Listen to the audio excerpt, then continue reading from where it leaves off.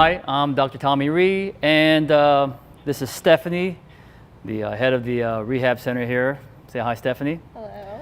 Okay, a little bit of my background. I started off in Los Angeles, ART certified, UCLA, athletic department, track, field, football, pretty much all the athletic sports in UCLA, and that allowed me to really get experience with a lot of sports and their particular injuries with those sports. ART helped me kind of like define that anatomy, how that anatomy does its action. From that point on, you advance to modalities, and modalities of like simple things, the E-stem ultrasound. And then as I moved on from UCLA with the professional world, then you advance with the more modalities with for instance, like the hyperbaric chamber, or maybe a class 4 laser. And then as I advanced more, opened my office, I opened up to more modalities. So eventually I got to a point where I'm having everything that from acute, chronic type of devices to help these athletes out. So you get to a point where you need to push that envelope a little further. Then Bob and the representative Joe came and showed me the PiezoWave. That's a very interesting device. That helped me really push and help me diagnose problems. So that really created an environment where I have not only my palpation skills, but now you have like another device that you get a biofeedback from the patient. And then from that point on, it allows you to rehab better, specifically movement rehab. Today we're going to talk about the knee. You guys, I'm going to treat you guys as if you're into sports. Our mission statement here, we treat everybody like a pro athlete. So we want everybody to move. In order for you to move, you've got to get the pain out. Pain is increased by probably a sprain, strain, inflammation, bursitis. Something's irritating it. So our job here is to look at it in kind of phases. So we look at it like the passive, active on the table.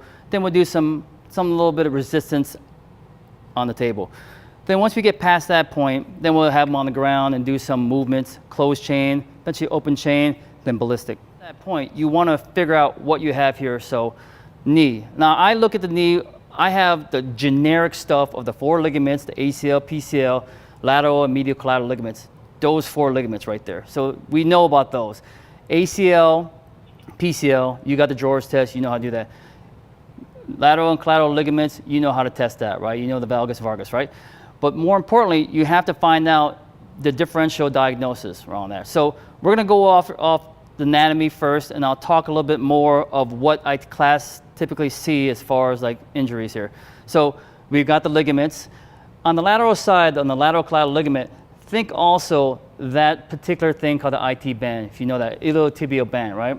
So when I see IT band, or when I differentiate between the IT band and the lateral collateral ligament, it's just palpating, right? You're going to bend the knee, you're going to palpate, you're going to joint space, and you're going to press on that little lateral collateral ligament. If they don't have pain there, start chasing up there to the tension fascia lata and then do that test, right? So to really define further about where you're at in the tissue compromise, you want to go with the PiezoWave. That will tell you exactly what the damaged tissue is, because the way I use PiezoWave, if I can go back a little bit, PiezoWave is utilized in this office as a diagnostic tool, and after that, more of a treatment protocol. More importantly, I look at it like it pushes the inflammation out. So the whole concept, if you guys had a little bit of a history of this thing, it's sound waves. It's blasting, it's very ballistic sound waves blasting through here. So the way I think about it is that if you look at tissue and ligaments, tendons, muscles, you got fibers, right? Parallel fibers. And then you look at that interstitial fluid there. Sometimes because of the inflammatory world, you get that kind of like recess, the capsule, that's something that kind of like elongates that fiber that doesn't allow that normal tissue to lengthen. So not only is it over, under, bursa, recess, but it also could be inside in the interstitial fluid. You have to get that out to get the normal pattern of that tendon or ligament. So I think that in order for me to elongate full range of motion, I've got to have fluidity. I've got to have a normal tissue there. Thus, I got to get that metabolic waste, inflammation, something out of there to get that normalcy back in there. Because if you have a tendon that has the pattern that has to be pretty much a linear line, right? And then you have a little bit of fluid pushing out, the travel distance is increased. travel distance increase, something compromised. Attachment either at the muscle tendon or at the tendon bone junction. So that's how I look at it. So my first thing is I need to get the fluid out. So my protocol here in the office is 2 patterns here. So we'll do one pattern and we'll do the other pattern where I use like a class 4 laser.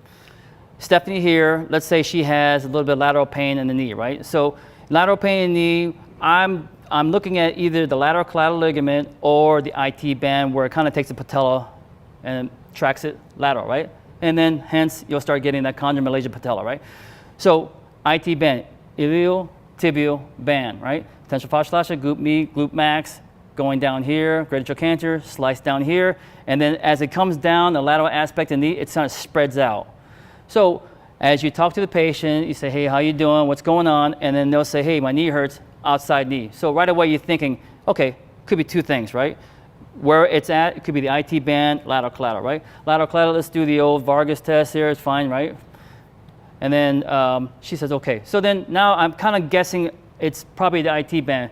So we'll palpate, ouch, ouch, ouch, too diffuse, too broad. All right, let's find out exactly where it's at. It's the PiezoWave. And then how we set this up, I use the linear head because it's a larger broad stroke right now. So it gives me a generic feel of what I'm dealing with and what location, and then I'll specifically go to a pinpoint head. So then you put the gel underneath the actual gel pack, and then you have contact, and then we'll go ahead and trace around that particular area of the lateral knee, and then I'll get a towel here so we won't get too messy here. And again, so I have, there's settings on here. One is like frequencies and one's intensity. What I do is the intensity, I put the intensity probably about like 6, 7, 8, depending on the tissue. The smaller the tissue, the less intensity. When you look at a big belly, like a quad or a gastroc or maybe like a glute, you can increase intensity. And then once you find that particular place that's compromised, and you get that VAS 5 out of 10, hold it there. Just hold it there, and then what you want to do is get the interstitial fluid pushed out. You want to get that stuff out. And as a sound wave blasts through there, it goes through, and then then you'll see that the patient will say, hey, it's going down. So it'll go from a 5 back down to a 0 or 1. Then just follow the fibers and just keep on going. Once you clear that whole belly, that muscle out, now you're at that point where now you can rehab. Now when they do exercises, now they're not having that issue, that pain. As far as the pulses, once you know the area and you know the actual the compromised tissue from the examination, you should be at 2,500. 2,500, you can go through that real quick. I mean, 4 minutes sometimes. That's it. Now, if you have multiple areas, that's a different kind of situation where I say 2,500 per area, per muscle group, I should say, or muscle fiber. You know, rectus femoris, longer muscle, maybe 3,000. But you know the general area where you had the initial, trace back where it's at, see if you find it, keep it there, and then, you know, if you have other locations, then depending on if it's multiple places, I like to stay at maybe 2,500 per muscle. So maybe 500 here. It all depends on the patient telling me it's gone from a 5 to a 1. So it's almost like a skill. You have to really know your anatomy. Once you find your anatomy, that point pain, stay there, feels good, follow that fiber, right? Landmarks, you know, you got the patella, greater trochanter, you got the AIS, you got all this stuff, landmarks, know your anatomy, and then it becomes very easy from that point on. So then you'll hear a tap, tap, tap. That's the acoustic sound waves going down, okay? And as I'm doing a search, a scan, they would say, we just scan around. I'm going over the actual, like the lateral collateral ligament, and I just kind of hover there for a second. What I'm looking for is pain. So I tell the patient, or I instruct the patient, we're looking for pain. If you want to think about 0, no pain, 10 is like a broken bone pain, 5 is the number we're looking for. So she agrees, and then we go look for it. So we're scanning around here, and boom, we find it, right? So when we find it, I have a general idea that it's right there in that area where the IT band kind of like gets close to the patella, right? So from that point on, I'll take another head, and I have to shut the device down in order for me to change heads. Then we'll use a pinpoint. And this is a good opportunity for you guys to see how to exchange heads. because the linear head is a good broad stroke head to treat a large area. But the issue is that right now we're trying to do a diagnostic usage here. So depending on the depth, because the IT band is very superficial, we're going to go to a depth about 5 millimeters.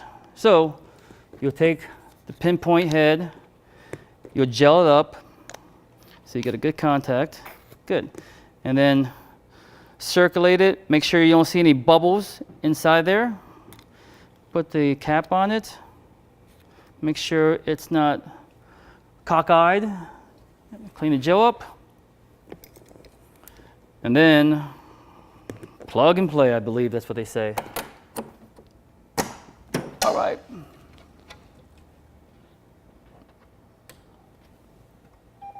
Good, so I'm going back to my frequency of 4, and my intensity, we're gonna start at 5, and we're gonna go and search for that sucker here. Since we know it's on the lateral side, so on the broad stroke probe, we found it. Now we're gonna go to pinpoint it, okay? So I palpate with my hand the lateral collateral ligament, sense it right there, and we're gonna go right on that thing. So I hover around there, I go more posterior, anterior, I just surround that lateral collateral ligament. No pain? No pain. So now we're searching, okay? So we're gonna go where the other end of the head's linear line, so it's a line. So we're just going along that line, and we're going close to patella, and let's say we find it right here. So we got it, right? Mm-hmm. All right, well, she has it right there, right? So now she has a 5 out of 10. Give me your number as far as your pain. 4. So she's 4, okay? That's still good. So at 4, we're gonna go just a little more intensity. I've got foot pedals, increase my intensity. And now I'm showing a 7 out of 18. So I'm gonna hover here until we get a 5. Tell me where you get 5. Okay, let's say it's 5 here, okay? All right, so we're gonna say it's 5 right here. So now I just sit here and wait. So as I was telling you, I'm trying to get that tissue that has an interstitial fluid increased by the inflammation or some type of a metabolic waste. I need to push that stuff out. As we hover here and we stay on the spot, she'll start having decreasing of that pain. So it'll go from a 4, 5, 4, 3, 2, 1. We're gonna get down to 1. It takes about a minute or two, and then let's say it's a 1 now. So then, knowing your anatomy, we're gonna go distal to proximal. Okay, we're gonna go up until we find something else. If you don't find anything else, go back distally here. Go back, and then you're just knowing your anatomy, just follow along. So everything looks like along that patella, the lateral aspect of patella. So she's getting that secondary problem with IT band, and that's chondromalacia patella on the knee. So classic stuff when you start getting IT band issue.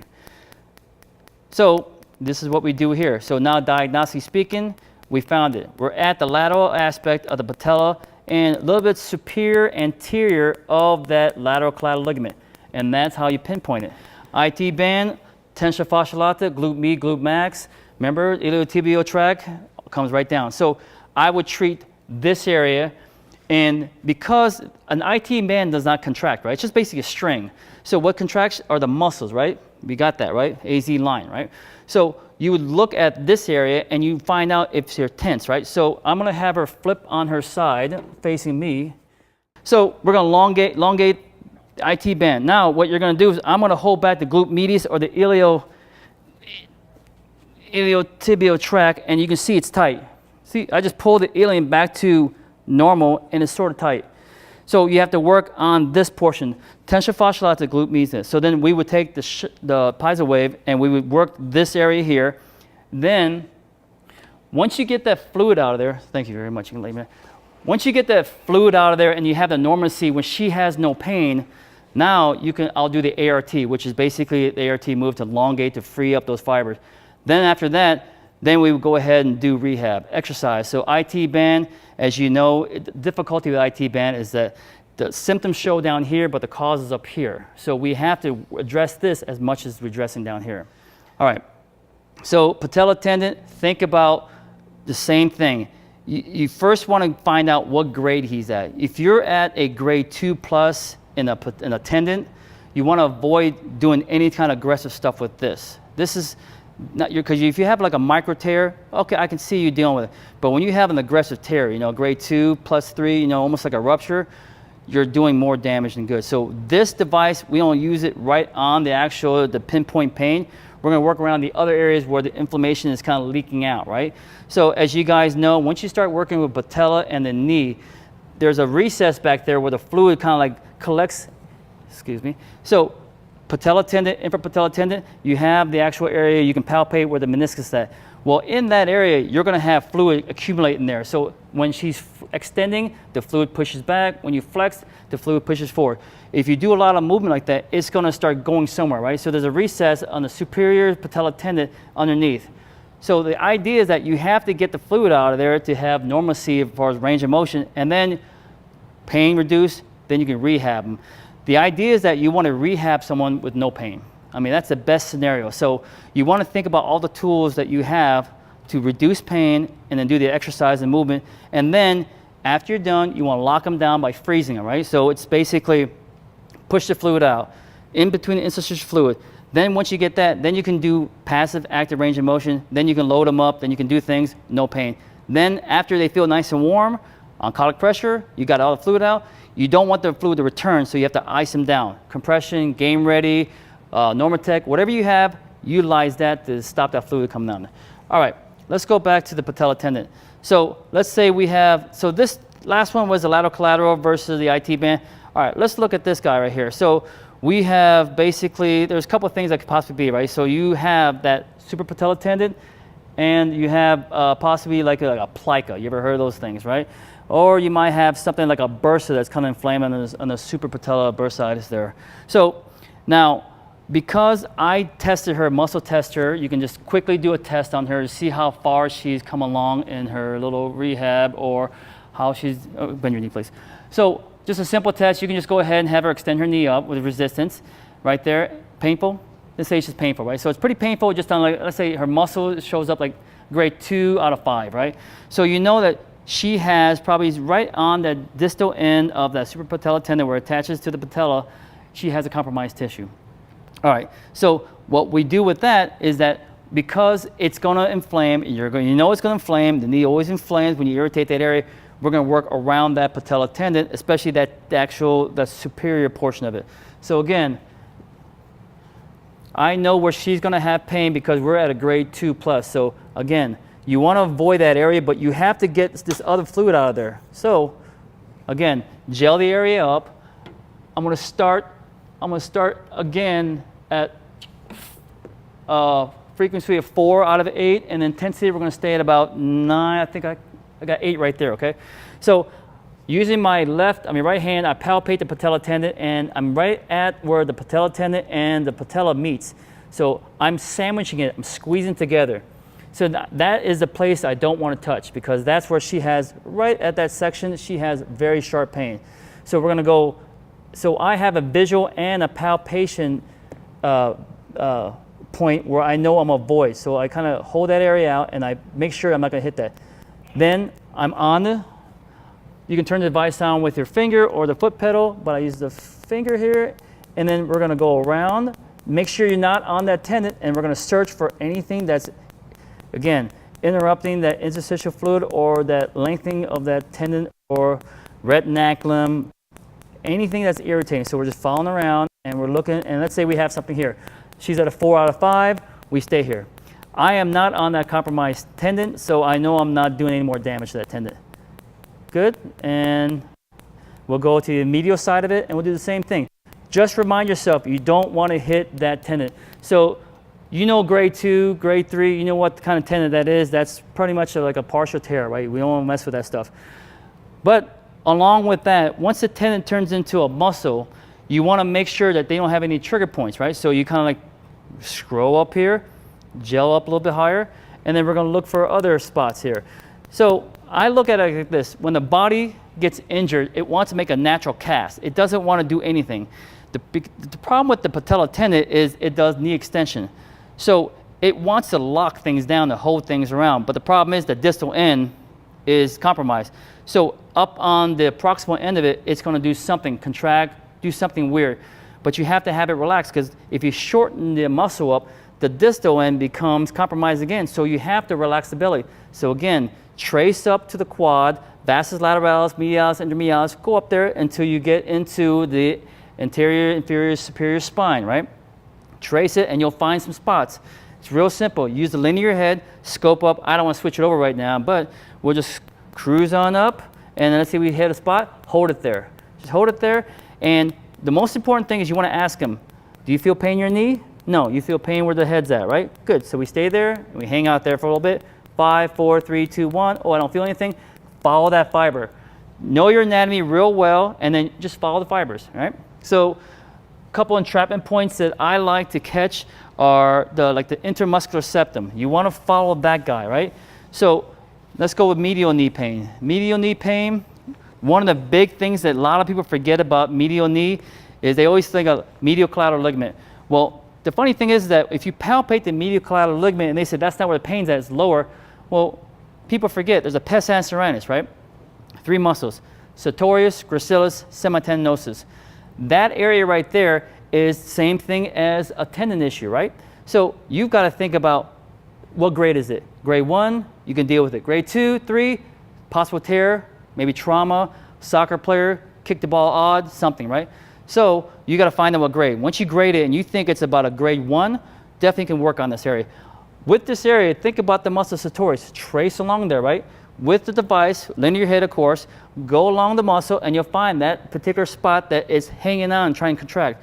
Gracilis, semitendinosus, you know, part of the hamstring muscles. Follow that area and eventually get back to the tendon area and work that tendon.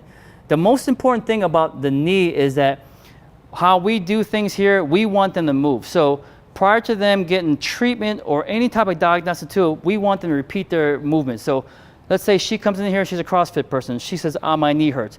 I said, when does it hurt? Leg lunges. I said, do the leg lunge. So we do the leg lunge. Because, oh, I see. She deviates a little bit. She's hiding the back. She's heel strong, not toe strong. Okay, why is she heel strong? She doesn't want to put a lot of pressure. When you're, just a little capture there, if you're doing a leg lunge and your toe strong, your patella is strong. If your heel strong, meaning you strike with your heel when you do a leg lunge, that means you're avoiding the actual compression of the anterior aspect of your thigh. You're going to posterior stuff on your hamstring and gastrocs. So just a real quick visual if you want to see like biomechanic movements. Anyways, so we go ahead and we do the motion. So she has pain, then we treat. Diagnostically speaking, we treat, we find a place. Then we actually treat, we work that area up, tendon, grade 1, grade 2, 3, we avoid it, we go distally, right, or proximal, sorry. And then we just work the muscle belly. Then after she goes, feels good, we cleared all the area out, there's no more pain along those muscles, then duplicate the exercise. So she'll do another leg lunge. She feels great. Once she gives you that feedback, she feels great, there's a protocol. Okay. So think about your ligaments, think about your tendons. Don't forget the posterior stuff. Go ahead and flip over real quick, please. Let me go over that real quick. So again, anatomy is very important. You know, I harp on anatomy so much because you don't want to be that one guy, that one provider that knows your anatomy, but then your patient knows it more. That's the most embarrassing thing. You're going to lose your credibility so fast. So anyways, hamstrings. So we got 2 on the medial side, 1 on the lateral side, right? So you got the bicep femoris on the lateral side, semi-groups on the medial side, right? So think about when you have posterior knee pain. Now, depending on the history, depending on a lot of things, it's going to dictate basically what's going on. So if they had trauma in the knee and let's say ACL and then they kept on rehabbing and then now they have posterior pain, if you palpate, you feel that little hump back there, a little bump back there, Baker cyst, guaranteed. Just all you gotta do is just do the dorsiflexion, stretch it out, see if the plantar teres is involved. If the plantar teres doesn't move and it's still there, right away, you know, Baker cyst. Baker cyst, you can manage it. You just got to be very, very diligent with it. I mean, it's one of those frequency. This Baker cyst is kind of odd. So the way I treat Baker cyst, again, PiezoWave. You got to get that area. You got to get that tissue normalized. And then what I do is on top of that, I traction a little bit more, open the joint space up, push this with the PiezoWave into that joint. All right. Back here, don't forget, another knee flexors back here. So you got the hamstring muscles and then you got the gastrocs, right? That also flexes the knee. Think about that. So when they have medial knee pain right there on the medial aspect of the posterior knee, think about not only the semi-groups, think about the pes anserinus, but if you feel like it's going down, just dorsiflex your foot dorsiflex her foot and any pain? No. Then have her actually plantar flex and then flex her knee at the same time. Go ahead. So you're going to plantar flex and flex your knee and then resist. She'll have pain. Think gastrocs. Now you have the trail from distal to proximal. Work that muscle, the belly, the muscle, and the tendon, depending on the grade, of course. Our classic frequency is like 2 times a week for 8 weeks, sometimes 6 weeks, depending if it's acute or chronic. And then we'll go into pricing of how I price things out. But I look at this device as a I don't do too much billing with insurance. Let me go into pricing right now. I don't do too much billing. I like devices that gives me the capability of charging cash. So you want to think about how do I capitalize on that, because you know how you guys are doing reimbursements awful, right? So I look at devices that are a little bit ahead of the power curve with insurance are going to reimburse. So this thing is fantastic because it's definitely different and you get instantaneous results right away.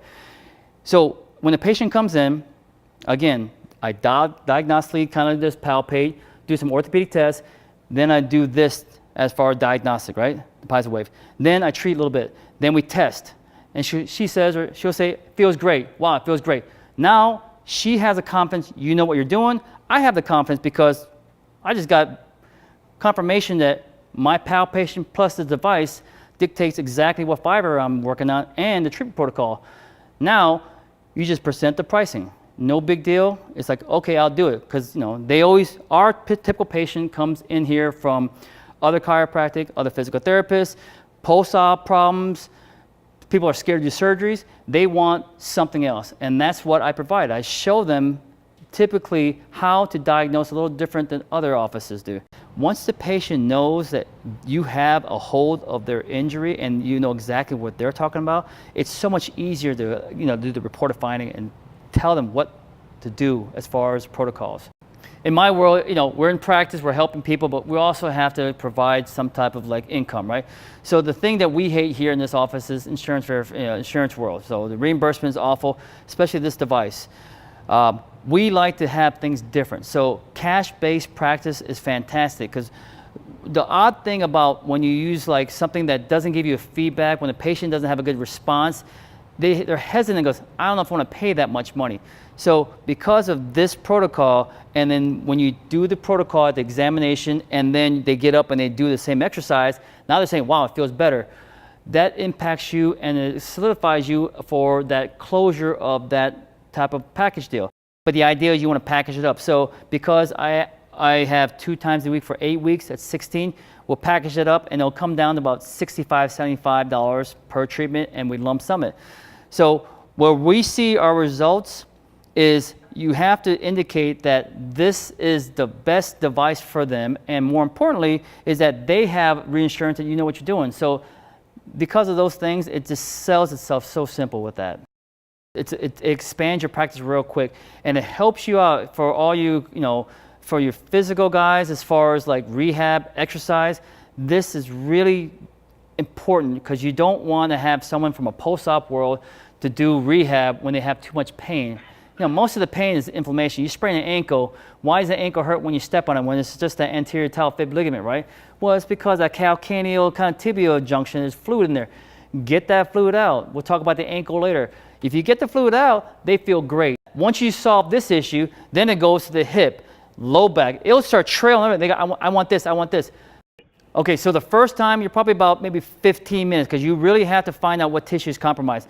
Once you know the tissues where it's compromised, it's simple then. Then when they do the follow-up exam, the follow-up treatment, you know what fiber you're working at. It takes us into a different world as far as our business model.